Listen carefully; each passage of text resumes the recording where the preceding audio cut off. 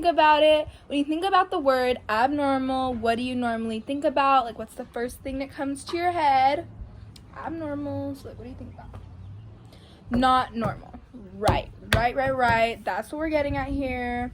Abnormal, not normal. So, fun fact, back in the days, the early days of psychology, what we have here is the term abnormal was not like really commonly used, and so people associated it with ghosts, possessions, having godlike powers, the alignment of like the stars in the sky when it's nighttime.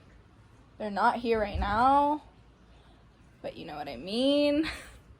And the treatment for the abnormality or abnormalness was being beaten, being burned, having your intestines removed. Yep, the intestines straight out. Yikes, right? Now, in the more modern days of psychology, the term abnormal is pretty much like looked at to be the 3Ds in psychology, and those 3Ds being deviant, distressful, and dysfunctional. So now that we've talked about the history of abnormal, let's talk about how we're going to diagnose these disorders. So, speaking worldwide, about 6.5% of people worldwide have reported having a disorder, and about 26% of people have reported having a disorder in the U.S. And speaking in the U.S., the United States has the largest diagnosed mental disorders than anywhere else in the world. Talk about the 6 different contemporary psych perspectives of diagnosing. So first you have your cognitive, and then your behaviorism, your humanistic or humanism, your biological, psychoanalytic, socio-cultural, and evolutionary. And let me just say that there is a lot of labeling issues when it comes to disorders. Behavior is not very normal, and the labels can give a negative effect on the way that we see people and the way that we perceive them. And another thing about diagnosis is that diagnoses are not always reliable, and this has been proven by many studies like the Rosenhan study. And fun fact, in the legal system, the word insanity is not an actual diagnosis, and it cannot be used because it does not appear in the DSM. So that's the fun fact about the legal system. Alright, so now we're going to get into all the different types of disorders. So first we're going to start with disorders are categorized in a bunch of different categories based off of their characteristics. So basically all mental disorders have to do with pretty much a variation of different things depending once again on their category. So different disorders are caused by different things.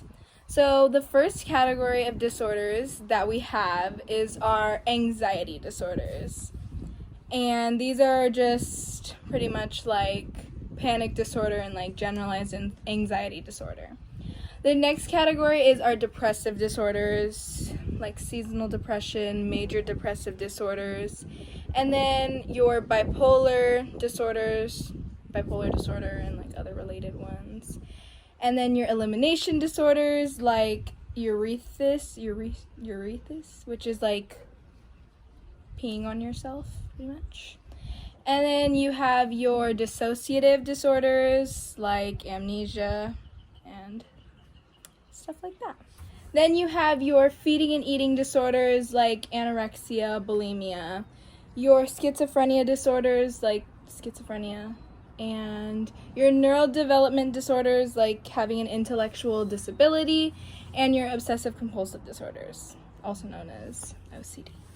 So there are some different ways you can treat these mental disorders, and one of the big ways is through therapies. And like disorders, there is a lot of different types of therapy, so we're going to go through those together as a group, as a whole.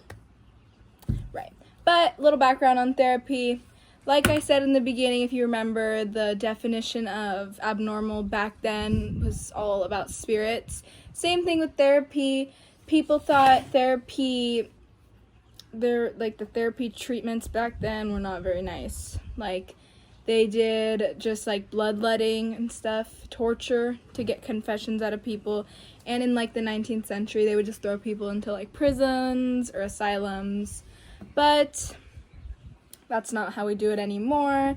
So the modern day therapy is like the eclectic approach, and that's where all the different types of therapy comes in. So you have your behavioral therapies, and this is like counter conditioning, classical conditioning therapy style. And then you have, so just a bunch of different types of behavioral therapies. This like includes exposure therapy. And then you have your biomedical types of therapies.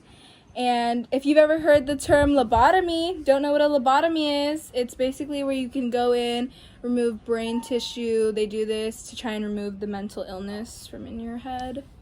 So a lobotomy, if you ever heard that, you know. And you have your group and your family therapies. You know, some people go to that to try and reconnect their families. All right, so then we have our humanistic therapies, and these therapies are basically like the ones that are more centered on like positive and like fulfilling the clients. So those are your humanistic therapies. And last but not least, you have your psychoanalytic therapies, and these are to bring an unconscious client into awareness of the identity of the disorder or the origin of the disorder. So like hypnosis, basically, is what it is. So that is our last type of therapy to round out this discussion on Unit 13, Abnormal Psych.